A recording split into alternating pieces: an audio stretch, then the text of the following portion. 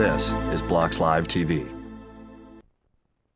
And now let's hear from the CEO of Smart Valor, Olga Feldmeier. Smart Valor is the world's first security token exchange for alternative investments. The firm operates out of Switzerland. And Feldmeier spoke with my colleague Jessica Walker in Davos at the 2019 World Economic Forum, talking all things tokens.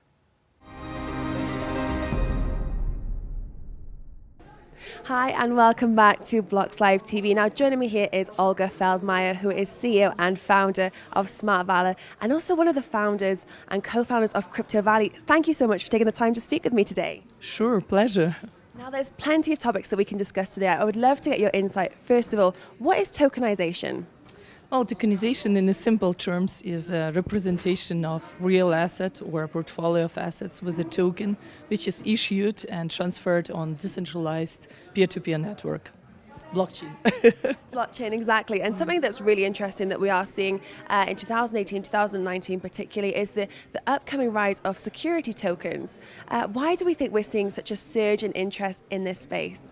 Well, you see, because tokenization as such has several key advantages, right? The one mostly cited is basically that, on the blockchain, all the transactions settled almost immediately, right? On stock exchanges, because we have stock exchanges, we have centralized registry, banks, clearing houses, right? Transactions are settled in the so-called T2 plus, right? So it takes 2 days to settle transaction. So on the blockchain, transfer of asset and record of ownership happens at the same moment. So this instant settlement leads to better liquidity, right? And also, because people are coming into this space, they purchase the security also with global currency, Bitcoin, now stable coins, right? This is why we are talking about global liquidity, right? You can create, trading on one platform for the token representing real asset for global audience. So liquidity, instant settlement, global liquidity, and 24/7 trading, right? We don't have this on exchanges right now. And that's such a good point. It's a really interesting concept that we are seeing now. And I think for investors, why are they seeing that security tokens, these kind of aspects are interesting at the moment? People are really paying attention to them. Yeah, well, because it depends in which application case we're looking at, right? Like we specifically, Smart Valor, we are security token exchange for alternative investments, right?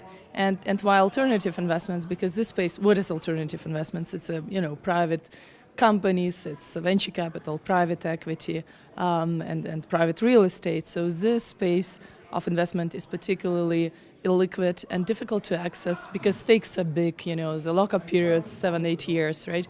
So it's very difficult for lower high net worth investors to access this space.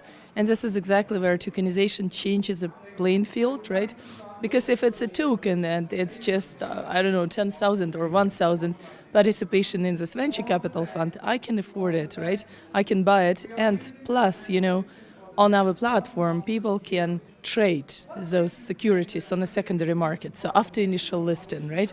And that creates, those exit opportunities and better liquidity that makes for a lot of people those investments more attractive than if they would have to wait 8 years, So this creation of a secondary market liquidity, this is kind of like really game changer. And this is why people are looking into security tokens, right? So this is for alternative investment space.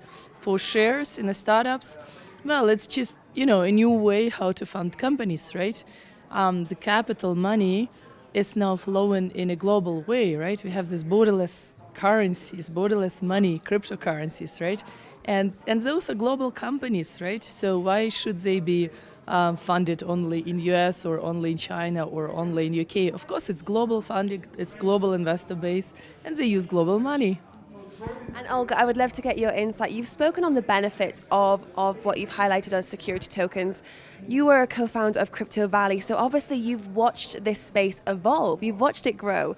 Are we going to see that at this point now, where security tokens are such an interest to investors and to larger investors, this is going to change what kind of people we see enter in the blockchain space, enter in the tokenized space? Absolutely.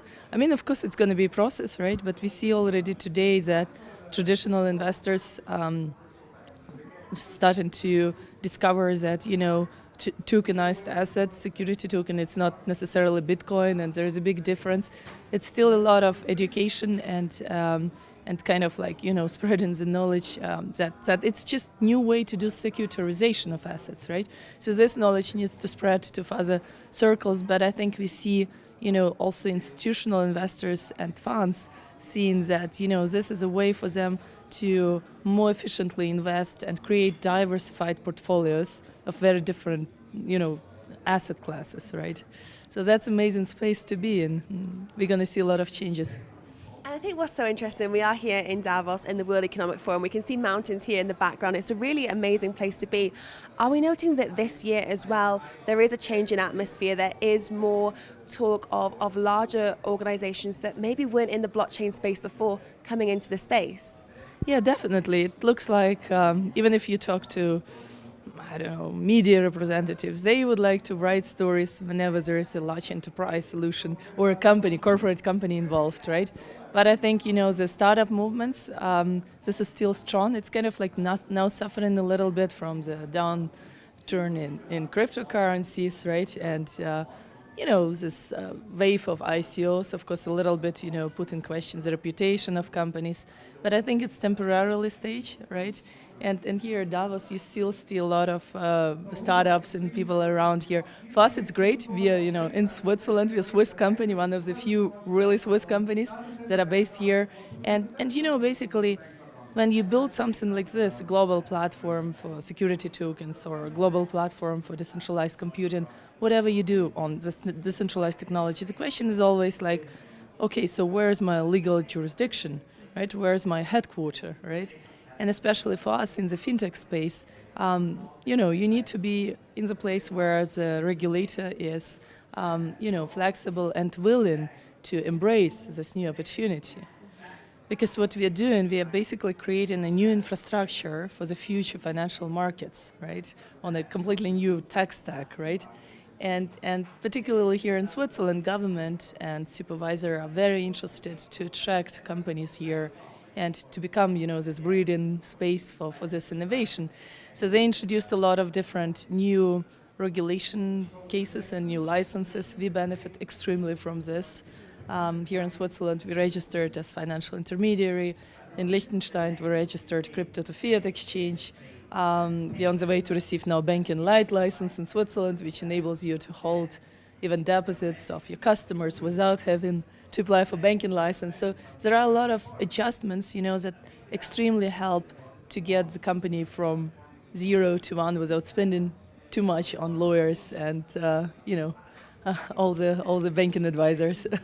And you've made a really interesting point that Switzerland is one of the regulation kind of approachable countries to reside in. We do have a lot of tech, a lot of blockchain companies here. You also mentioned Liechtenstein. Are we seeing that actually these companies that are residing in places where regulation is easier to understand, we're going to start to see more and more companies that are long-standing and that are able to operate? Yeah, sure. So you see it already today in our little Swiss Crypto Valley. We have around 500 companies. A lot of those companies are for now just email box.